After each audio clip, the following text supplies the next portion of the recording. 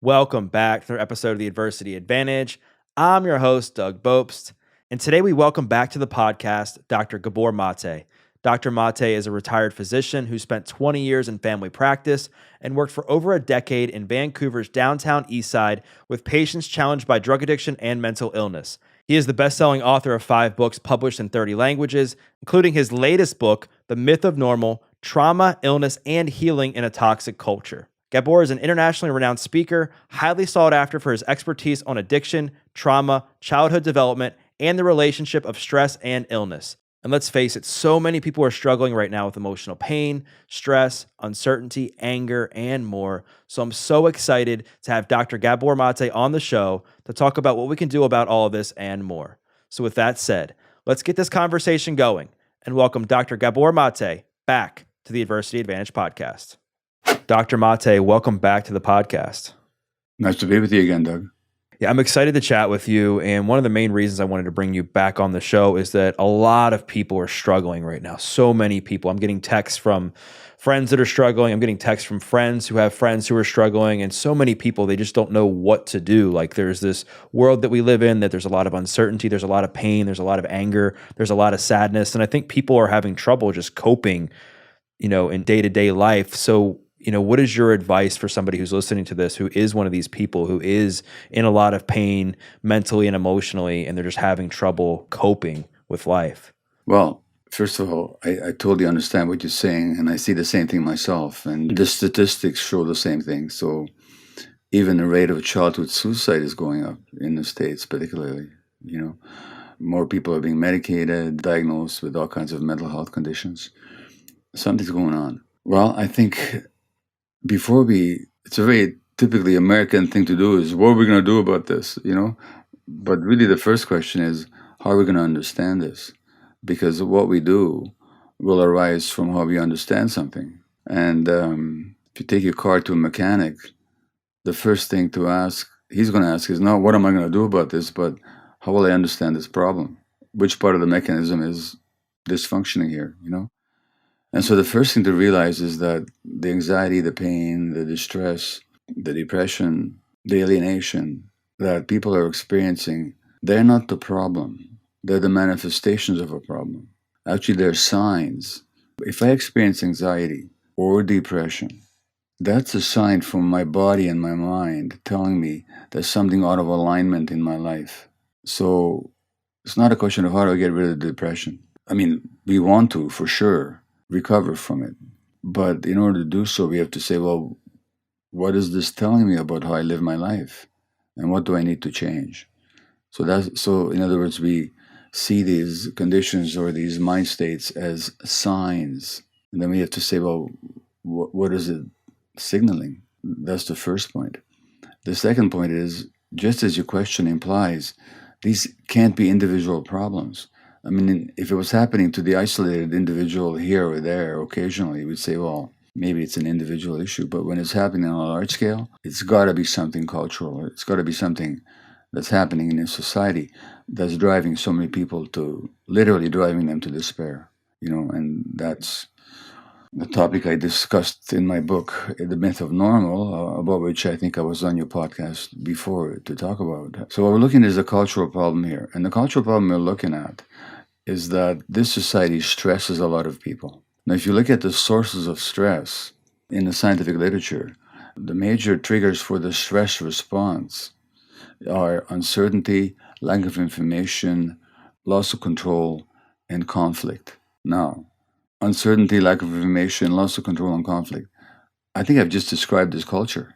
How many people lack a sense of agency and control in their lives? I'm going to give you a trivial example. When Elon Musk buys Twitter, and overnight he fires 7,500 people. And he tells the other 7,500, you can show up to work, but you're going to work harder and longer. That's 15,000 people multiplied by them with their families. That's about 40,000 people probably being affected by the decision of one guy. Well, talk about loss of control. You don't control whether you work or not, and you don't control the conditions of your work. That's a major source of stress for people. The uncertainty of what's going to happen next. The United States, richest country in the history of the world, more than half the population lives 2 paychecks away from bankruptcy. I mean, talk about uncertainty. And then there's all the traumas that people are carrying, that, what happened to them as children, and the lack of secure attachments and acceptance for who they were, the need to fit in, the constant competition. These are conditions that could be almost designed to make people anxious and depressed and hostile and very insecure. So, you're asking what to do. Well, the first thing to realize is there's nothing wrong with you. Your depressions, your anxieties, they're normal responses to an abnormal situation. So don't take it personally. Don't take on shame. Don't think there's something wrong with you. And then secondly, given that so much of it has to do with loss of control and uncertainty, look at your life and see where in your life does uncertainty and lack of information and loss of control show up. Look at every aspect of it, whether it's in your personal relationships or your work or whatever you're doing. And what can you do to gain some agency? And if you can't gain agency because of your circumstances, then at least understand that this is how it is and you'll have to adjust to it. But don't think that there's something wrong with you. Now, there are more specific things that I can suggest, but the beginning has to do with an understanding that it didn't start with you and there's nothing wrong with you, and you have to look at the whole context of your life, not just try and get rid of a symptom. Thanks for explaining it in the way that you did, because that makes so much sense. And you're right. Like, a lot of times, people are just struggling from something in their past, or they're just struggling from things that they can't control as a result of what's going on around them. And I think sometimes we need to be able to be like proactive and kind of play chess, if you will, so that we can kind of do our best to stay one step ahead. And, regarding the fact that, in a way, like, the world is kind of set up for us to become more disconnected, for us to become addicted, for us to become stressed. How can somebody begin to take some sort of control over their lives on a day-to-day basis so that they can make the most of this? Because it's not like, we're going to be able to change the world overnight. No, unfortunately, we can't. Well, let's take the problems that you mentioned. You mentioned addiction. Okay. So if you do have an addiction, rather than seeing it, whether it's to sex or gambling or pornography or to substances or to alcohol or whatever, or shopping or eating, or first of all, ask yourself, not what's wrong with the addiction. And I don't know whether we talked about this last time or not, but ask yourself, not what's wrong with the addiction, what's right about it? What's it doing for me? And most people will say, it soothes me, or it numbs me, or it gives me stress relief, or it gives me a sense of control. In other words, recognize that the addiction is not your primary problem. It's your attempt to solve a problem, the problem of emotional pain, of emotional loss, of stress, and so on. So rather than making yourself wrong for the addiction, ask yourself, well, where have I lost control? Why do I have so much emotional pain? What happened to me? Why am I living under so much stress? So begin with, again, actually looking at each of these problems in context.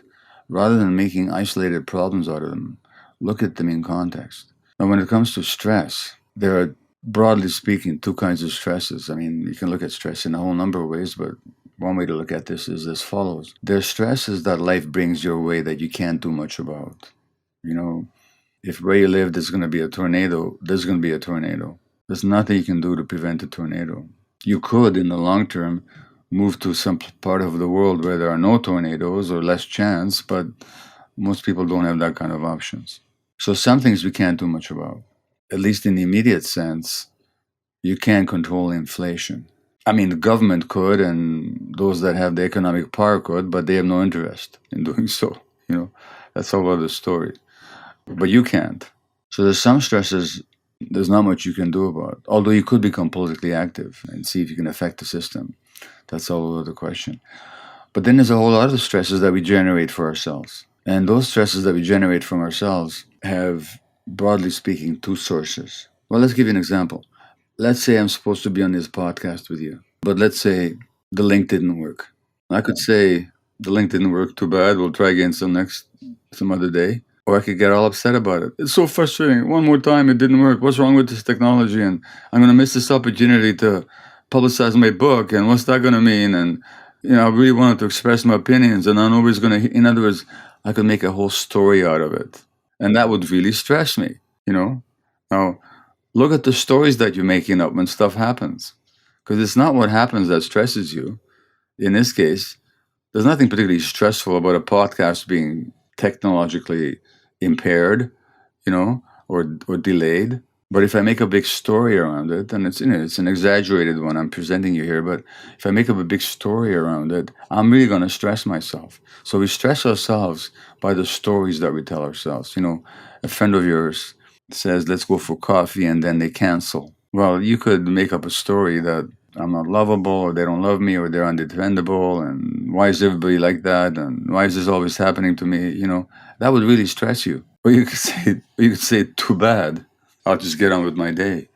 So a lot of the stress is the stories that our minds make up around events that happen, and those stories are rooted in trauma. Because if you get upset because your friend didn't show up for coffee, it's because you had some abandonment in childhood, and you still have that wound. So one way to de-stress is to deal with our traumas. Now, the second source of stress that we make up is the stuff that we take on because we don't say no. And I do talk about this in the book, The Myth of Normal, quite a bit, that some people grow up believing that if they say no to others' demands, expectations, then they're selfish, or then they won't be liked, they're not lovable, they have to earn the world's respect, they have to earn the world's validation, so they don't say no, they take on too much, and that really stresses them. So one of the exercises I recommend is that you ask yourself, where am I not saying no? Where there's a no that wants to be said, but I'm not saying it. That's how the exercise begins. Now it has got 5 other questions. But once a week, sit down and ask yourself, where this week did I not say no? Where no wanted to be said, or I didn't utter it because I was afraid to? And that usually shows up in 2 aspects of life, work and personal relationships. And that no that you don't say, like if I asked you, Doug, has it happened to you ever that you wanted to say no, you didn't feel like doing something, but you said yes anyway? Oh, yeah, a lot. What's the impact on you when you do that? I get overwhelmed. I get stressed. I feel like ashamed because I'm like, why did I say yes to something that I knew I didn't want to do? I mean, Exactly. So the impact is pretty huge, of not saying no. And then if I ask you, well, what's the belief behind me not saying no? Like, if I say no, then what? What's the story there? the story is, are they going to be mad at me, or, why aren't I capable of fitting more into my schedule? It's all like a lack of self-worth. Exactly. Which goes back to childhood. Okay. So over the things that we can control, the stories that we tell ourselves, and where we don't say no, those are big.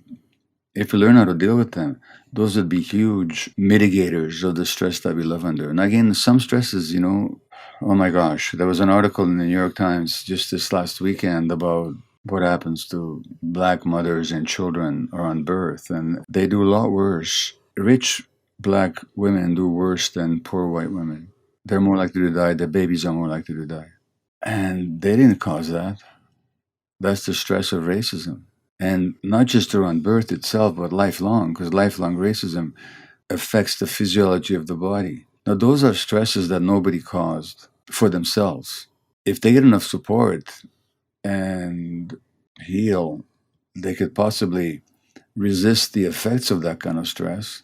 But the stress is coming from a society that is fundamentally still suffused with racism. Well, that you didn't cause. If you're a Black person, you didn't cause the racism. If you're a white person, you didn't cause the racism either. You inherited it. It's part of the culture. So some stresses are social ones, and we have to deal with them on a social level. But on a personal level, like now, I know that you have an interest in men's health, for example. So men, the belief that I have to be strong and invulnerable, and I must never talk about my feelings. And before this interview began, you and I mentioned the rising and gender unequal rate of suicide. So men are more likely to commit suicide. Men are also more likely to commit violence against women. So there's something about the way this culture programs men that encourages aggression, either against the self or against other people. That's not the fault of individual men, nor is it an issue of biological gender. There's no genes for suicide. Why would there be? Nor is there a gene for violence against women. Why would there be?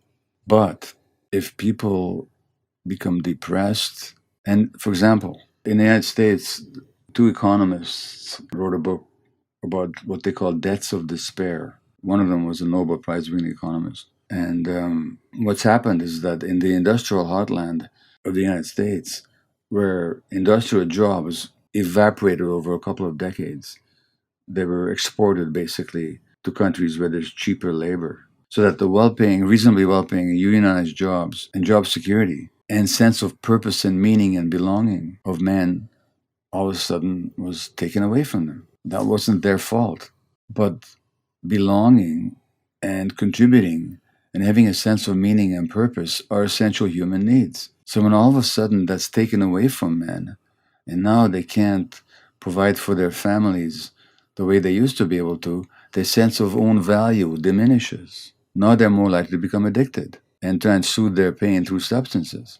So you have this high rate of overdose deaths. In the United States last year, over 100,000 people overdosed. Almost twice as many people overdosed in the States as Americans who died in the Vietnam, Iraq, and Afghan wars put together in 1 year. Now, there's a reason for that. The reason isn't an individual one. It's a social one. It's a society that takes away a sense of meaning, purpose, and belonging from people, which leaves them in despair. Now they're going to escape into addictions or kill themselves. And these have been called deaths of despair. Wow, that's wild. Thank you for sharing all that. And in regards to like all of what you just described, like how we put stress on ourselves, addiction, mental health, a lot of it, like you said, comes back to healing some of the trauma that has happened in our lives, and then also unlearning some of these unhealthy patterns and behaviors that we have experienced as a result of the trauma. And my question is to you is that I think sometimes people get so stuck in healing their past, and that becomes like the main focus of their life, that they don't focus on the future at all, which is what they really need to work on to better themselves. Actually, no. Sorry. Okay, so this is the book, The Myth of Normal, okay? Trauma, Illness, and Healing in a Toxic Culture. It's 15 weeks now on the New York Times bestsellers list. The point I'm making in this book is everything I've just said is in the book, but it's not a question of working on the future or the past. It's working on the present. Because here's the deal. Trauma is not what happened to us. Trauma is what happened inside us as a result of what happened to us. So, for reasons I explain in the book, I got the message in the first year of my life that I wasn't wanted. Okay? The trauma is not the war and the genocide amidst which I spent my first year. That wasn't the trauma. Those were the traumatic events. The trauma was the wound, which is my belief that I wasn't wanted and I'm not worthy. That's the trauma. But that's the good news. Because if the trauma was what happened to me, that was 78 years ago. It's over and done with. I can't change the past. I'll never not have been born as a Jewish infant under Nazi occupation. That'll never not have happened. Whatever happened to you, that'll never not have happened. But if the trauma is my belief that I'm not worthy, I can heal that in the present. And healing the present. So it's not a question of changing the past. It's a question of changing your relationship to the past in the present moment. So I could be embittered, and believe me, I have been, about the death of my grandparents in Auschwitz. I could be embittered about my infancy, and believe me, I have been. Or I could be damn grateful that I survived and have been able to pursue work and relationships that have been so meaningful to me. But it all depends on which angle I'm looking at it from. As long as I'm looking at it from a traumatic angle, I'm just embittered and despondent. I can't change the past, but I can change the present. Now, needless to say, I'm not giving you a formula. I'm just telling you my personal story. If I could look at it in this world, and on a bad day, by the way, I still don't, but if I can look at this world as a world in which there's a place for me, in which I can find meaning and love, my future is very different. So it's the present we need to work on. We need to work on what beliefs and body states do we hold in the present that limit us. If we deal with that present, the future will take care of itself. How did you transform your relationship like with your past? You mentioned that there was a point where you were pretty bitter about what happened. And I think a lot of people, they get hardened, on the outside because of what's happened to them in their past, that they just feel so much anger. Like, what are a few things that really helped you soften up when it came to that? Well, it certainly wasn't an event. It was a process that took I'm sort of thick-headed, so for me it took decades, and even after I was well appreciated out in the world as a healer and author and so on, even after that, I had trouble shifting my own perspective on myself. So that was a process that involved at some point therapy. It certainly involved my relationship with my wife because we tend to carry our hurts and our self-limiting beliefs, our resentments into our closest relationships, and we tend to make our partners responsible for making us happy. And basically, I'm saying to my wife, take away my wounds, would you? And if you don't, it's your fault. That was my attitude for a long time. I tell you, it doesn't quite work. So ultimately, you have to learn to take responsibility for your own wounds and your own beliefs. And my relationship has been a powerful school ground for that learning. So the relationship therapy, all the reading that I've done, the work that I've done with others, psychedelic medicines have been of self-help to me as well. So spiritual work, taking care of my body so it doesn't drag me down. Like I can hardly wait to finish this conversation, not because I don't want the conversation, but because I get to go for a swim afterwards. And for me, swimming is just like a real meditative releasing exercise. So it took a lot, and it continues to take an effort, and an effort in a very positive sense. So if somebody's stuck in old patterns, there's no reason to despair. I mean, it feels painful and difficult, but the possibility of healing is present all the time. Yeah, it's so true. And thanks for opening up and sharing all that. And I think that like we just have to have compassion for ourselves and also like the self-awareness of where things aren't going well in our lives, and then knowing that, it is possible to change these things and that it's going to take quite some time, because a lot of this stuff has been ingrained in us for decades perhaps, and a lot of it we didn't really realize was bugging us until, maybe recently. And along those same lines, I feel like sometimes people think that because they went through a certain experience in their lives, a traumatic experience, that it's going to limit them for the rest of their lives. What is your take on that? And do you believe that people should feel like their life is going to be like less than somebody else who maybe didn't have as big of a traumatic experience? Well, I used to have those beliefs about myself. Even after intellectually I knew better, emotionally I was still oriented that way. I wish I could play for you a video that's on my computer. It's from a death row inmate in Texas. This man committed a killing when he was 18. He was a troubled teenager, came from a highly traumatizing childhood. His father was electrocuted by accident, after which he became very aggressive and violent with the son. Divorce, gangs, the whole thing, and he ended up killing somebody. That was 22 years ago. He's been on death row since. On death row in it's either Austin or Houston, I forget which. The inmates are in cages, basically. They're not in locked cells. They're in cells, but the cells are open cages with all the other death row inmates. And these appeals go on for decades, as you know. And he underwent a transformation. He talks about it in this video that he sent me. He was used to be addicted. He became a meditator. He began to learn about his trauma, how to heal his trauma. He's taken responsibility for what he's done. The daughter of the man he killed wrote him a letter saying, "You got to take responsibility." And that woke him up. He took responsibility. And he also began to understand the sources of his aggression and his drug use and his gang membership. You just need to belong somewhere. Now he teaches kids online about compassion and avoiding drugs. And he's an artist. He's going to have an art exhibition open in Los Angeles next week. And he's still facing a death sentence. And over the years, he's seen many of his friends on death row being put into their death clothes, strapped to a gurney, and pushed away to their deaths. And he loves life. And the best he can hope for, if the appeals succeed, of which statistically the chances are low, the best thing he can hope for is that his sentence will be commuted to life in jail without a parole for the rest of his life. And he says, "I love life."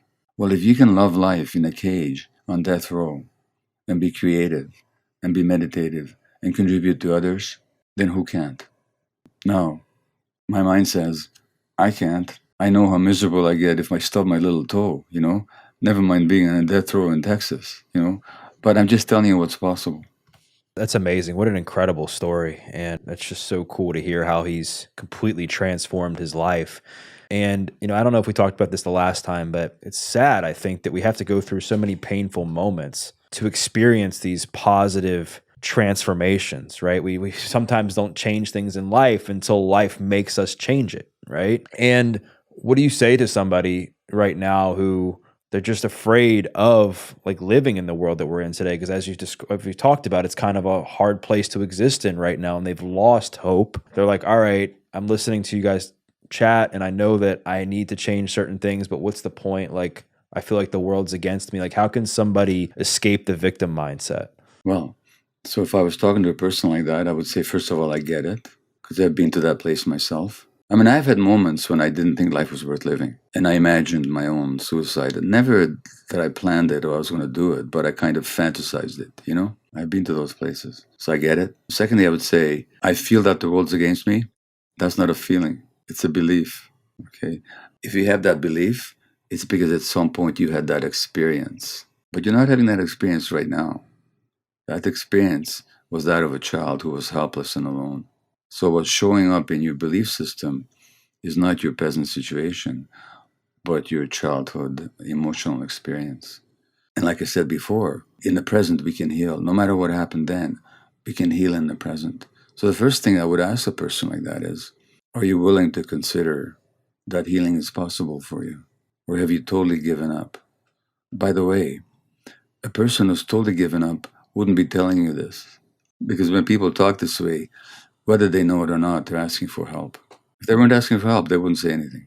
They just slink off of their own and isolate themselves. And as some people do. So anybody who speaks the way that you just cited is already, whether they know it or not, they're looking for help. And if that's the case, then they can be helped. And so that's the second point is, don't try and solve this on your own. We're human beings. We're creatures that evolved in connection and community. You're not alone with this. It may feel like you're alone, and you certainly might feel lonely, but you're not in fact alone. Millions feel exactly the same way. And they're not crazy, and you're not crazy. Those beliefs and feelings are normal responses to abnormal circumstances. So that's how I begin working with a person with that mindset. And I guess to take this one step further, I've heard you talk about like that one of the main problems with society today is that a lot of people who have mental health struggles and they're struggling with situations like this where they feel stuck and they can't get out of their own way at times. They feel like people are against them. They're dealing with trauma and then they might go see somebody who's not trained in trauma. They don't have the experience. Like, how can somebody begin to take that path and make sure that they're finding somebody that is like, trained in that, and then also that they're able to self-regulate themselves when needed? Well, that's a huge question because unfortunately, look, I've been through medical training. I'm a physician, and the average physician never hears any of the stuff I just talked about. The average psychiatrist doesn't get any training in trauma. They learn something about PTSD, which is a specific form of trauma, but they don't learn about the traumatic basis of depression and anxiety and ADHD, and they learn nothing about it. So that it's very difficult to find good help within the medical system. Now, many therapists also don't get any such training. There's a lot of therapists that are designed only to change your beliefs and your behaviors, but not to address the fundamental reasons for those behaviors. So a lot of psychologists trained in CBT, cognitive behavioral therapy, or dialectical behavioral therapy, a lot of them are not really, and I know this, believe me, I know this, they just don't know much about or anything about trauma. Then they can't help you with the fundamental wound that you're carrying. They can help you with the manifestations, and that's not useless, but they can't help you heal at your core. So then there are therapies that are deeper than that. There is body-based therapies such as somatic experiencing, developed by my friend and teacher, Dr. Peter Levine. There's sensory motor psychotherapy developed by Pact Ogden. There's EMDR that works for some people. There's internal family systems, or IFS, developed by my friend and colleague, Dr. Richard Schwartz. There's compassionate inquiry, which is based on my work, and I train therapists in that method. There are other names I could mention. There's Lawrence Heller, and his work and his students. So what you have to look for is somebody who's trauma-informed and is willing to work with you, not just on your behaviors, but on your core wounds. of which the behaviors are symptoms. Yeah, thanks for bringing that up because, like, in my own experience, I mean, I've struggled off and on with my mental health over the years. I mean, I've told you a bit about my story in our last conversation. And, when I would go, there wasn't like a lot of talk about my childhood. It was just like, all right, you're having some anxiety. Cool. Like, here's a pill. And then I would just take it and I would just think, okay, this is going to cure my anxiety. And then I would realize, like, it's not really, I'm still getting anxiety. I'm still struggling. Like, what's going on with this? And it wasn't until I understood, like, my past and my trauma and how that was all related to what I was experiencing in the present that things were able to change. And so let's just say that somebody has now, they found somebody they're comfortable with that's helping them heal their trauma and change their present and their current behaviors and patterns and that sort of thing. And then they go down weeks down the road, months down the road, and they're on the up and up, but get triggered or they experience a situation where they're like, oh my gosh, like I thought I was getting better. Why is this coming up? What's your advice to people who are dealing with triggers when they're on the road to recovery from trauma? Well, there's two ways to ask that question that you just raised. Why is this coming up? Is that a question? What is it actually? What is this teaching me? No. When you say, why is this coming up like that? That's not a question. It's a statement. It's a statement that says, this shouldn't be happening to me. Okay? Now, you ain't going to learn anything that way. But if you actually ask it, I wonder why this is coming up. Now you can learn something. If I came to you and said, why are you doing this? How would that feel to you? I would probably get defensive and I would just feel like a little ashamed. Exactly. But what if I said, I wonder why you're doing this? It would force me to think a little bit and practice the pause and say, well, I don't know if it would force you, but at least it would invite you, right? Right. Yeah. Now, so that's the first point, is how should we ask this question? It's a good question, but we have to ask it as a question, not as a statement of resentment or resistance. That's the first point. The second point is use the word trigger. Really great word. Now, if I showed you a rifle with a trigger, how big a part of the rifle is the trigger? It's very small. Very small.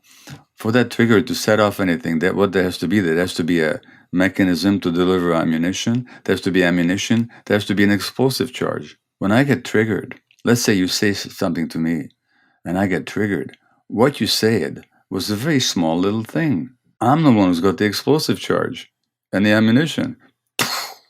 You didn't cause me to do that. If I didn't have that ammunition explosive charge, you could say whatever you want. And I'd just sit here saying, I wonder why he's saying that. So triggering is a great opportunity to learn. When you get triggered, you could either focus on resent and resist the trigger, or you could say, what was I still carrying inside that I haven't looked at yet, that I haven't resolved yet? So if, I used to tell this story, we've been married 53 years now, my wife and I. So let's say 20 years ago, I might ask to sleep with her and she would say no, which is, nobody can ever believe that ever happened, but it did used to happen, And how would I respond? I would respond by going to a rage and curling into a fetal position and not even wanting to live, okay? Now, the trigger is the no that she said. The explosive is my belief that I'm being rejected and abandoned and not wanted, and that I'm an infant and helpless, which is what happened to me. Otherwise, if she says no, I can get curious. Are you tired, or have I done something to turn you off, or is there something going on we can talk about? Or I can just be disappointed and let go of it and say, okay, well, thanks, there'll be another day. So how I respond is not dependent on the external event. It's dependent on what charge I'm carrying. So triggers are wonderful times to learn about yourself. So if you ask the question, not why did I react that way, but I wonder why I reacted that way. Now there's a whole lot of learning to be done. So that's what I call compassionate curiosity, where we're actually curious about ourselves, but not in a self-judgmental way, but in a compassionate way. This brought up the pain of rejection. Obviously, I'm still carrying that wound. Well, let's look at that, because it's not happening in the present.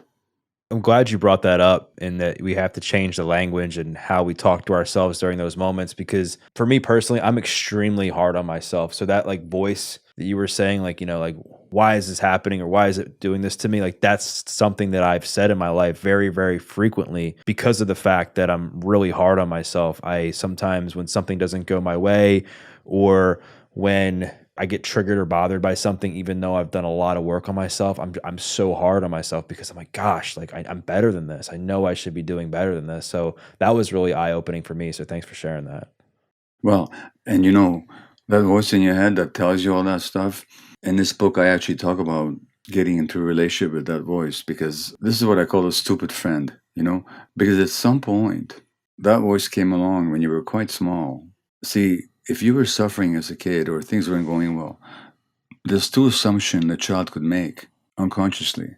One is the world is dangerous. My parents don't know how to love me, value me. I can't trust anybody. I'm all alone. I'm going to suffer in this world.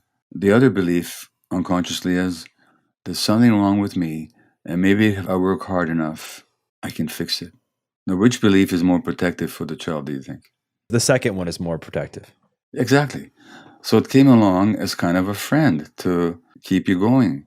It's a friend. I say it's a stupid friend. The reason I'm joking when I call it stupid, but the stupidity comes in because it doesn't learn that you're no longer that child.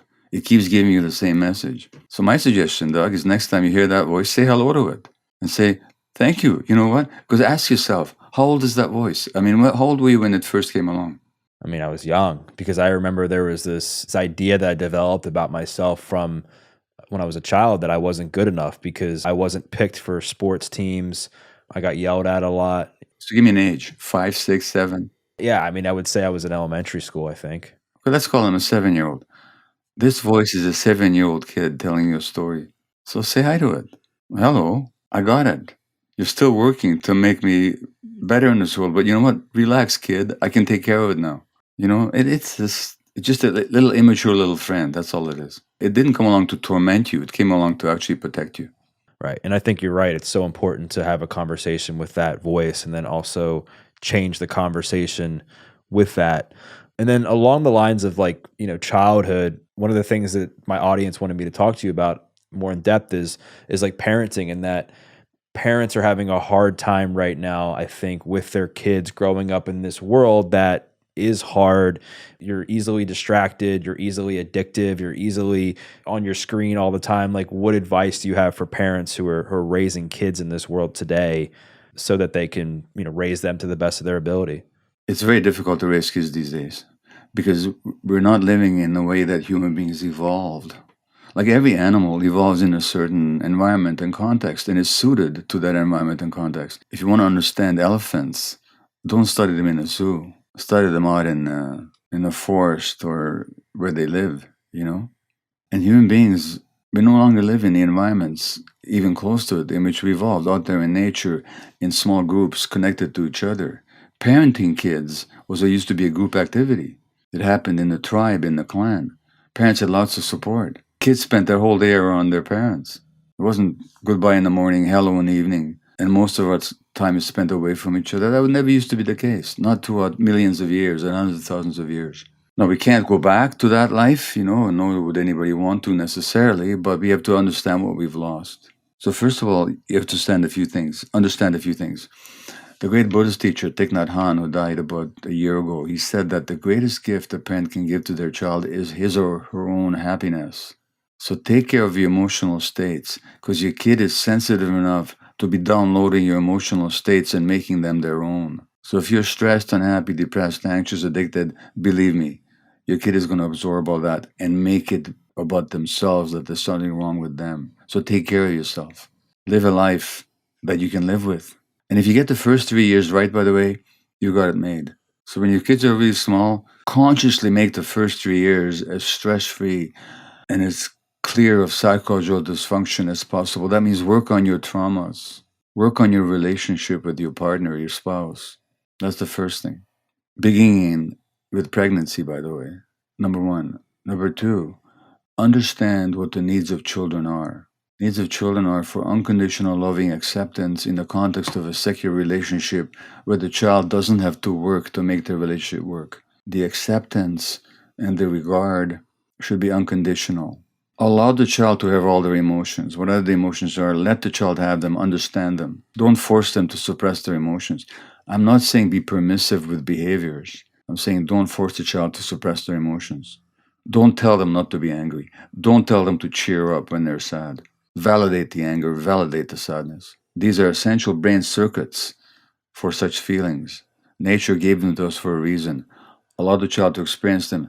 That way they can stay connected to themselves. Thirdly, there's a need for spontaneous free play out in nature.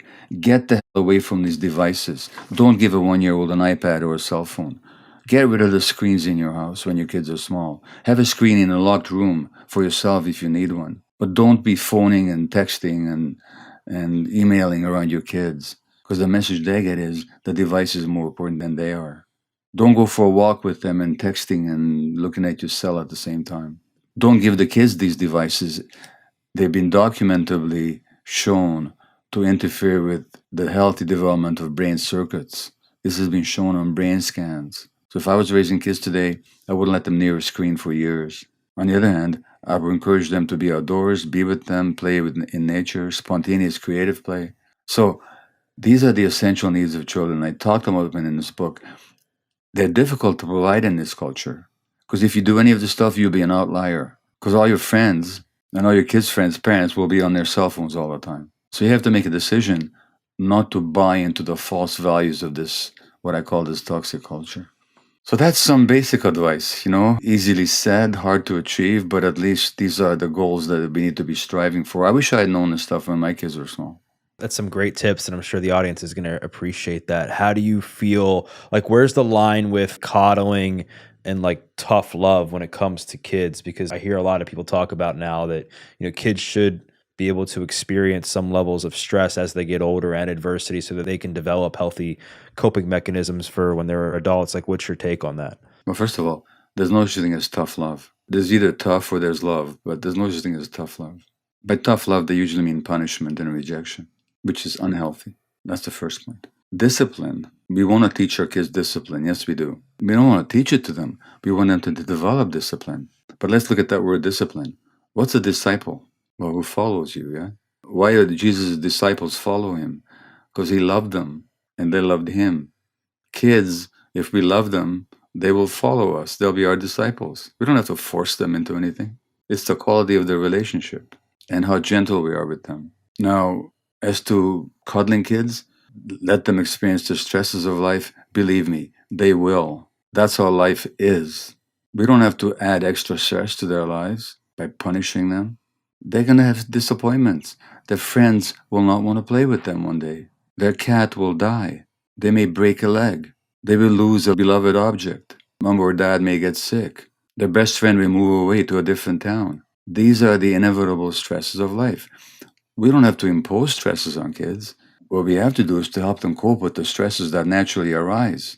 That's not cuddling. That's just when a kid has grief because their best friend moved away, you hold them and you say, that's really sad. That makes you feel sad, doesn't it? You don't buy them a toy to make them feel better. You let them have their sadness, but you support them in that sadness. So parents who cuddle their kids, try and protect them, try and bribe them, they're not helping their kids. But neither are parents helping their kids who punish their kids or who force their kids to suppress their natural emotions. Yeah.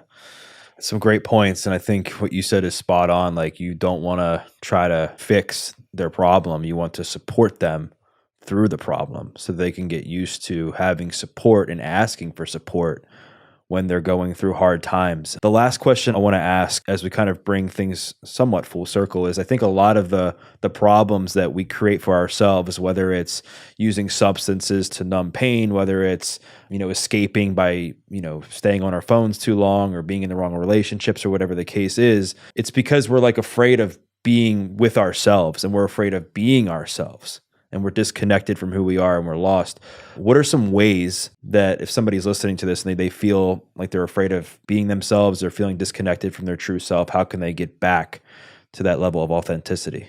Well, first of all, if I'm afraid to be with myself, there's a good reason for it. It's because when I was going through difficult stuff as an infant or a small child, I was left totally alone. And for the child, those states of fear or emotional pain are unbearable. Therefore, we fear being with ourselves. We always try and distract ourselves somehow, whatever that is, music or a book or some restless activity or television or talking to people or, but that fear of being with ourselves, that's a sign of trauma. So First of all, don't make yourself wrong for it, but understand that that too is a source in your life. And try to understand your story, why you might have developed that fear of yourself. And realize, and this takes meditation, it takes work, it takes body work, whatever it takes, that you're not that child anymore. That when you get triggered, if you learn what that's all about, you'll learn that you can actually handle that emotion.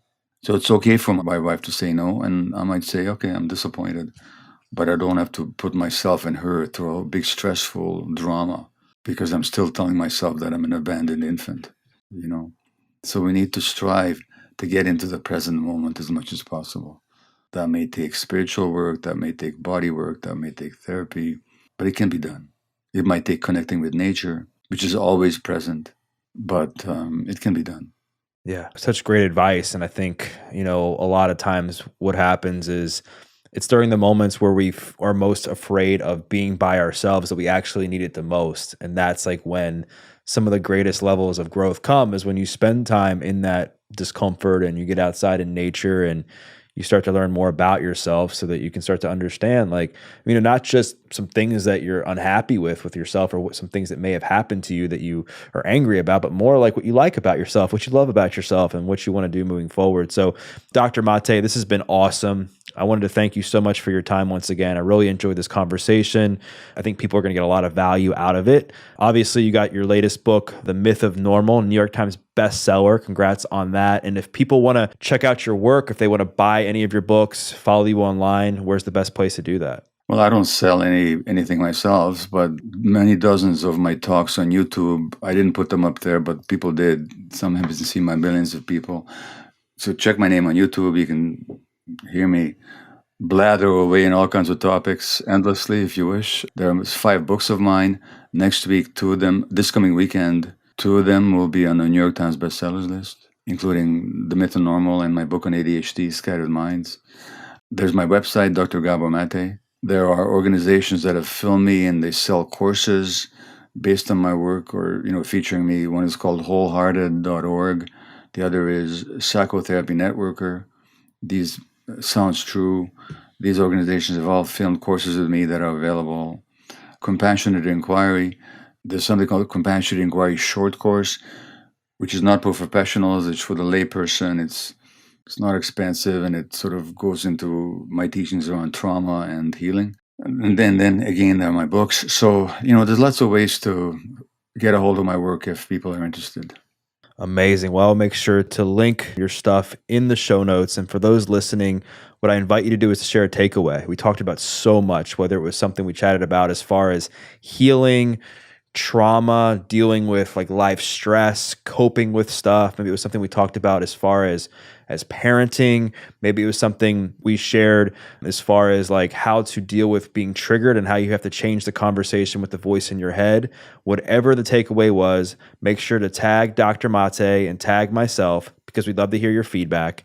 We once again thank you for listening to this episode of The Adversity Advantage. I'm your host, Doug Bopst. We'll see you next time.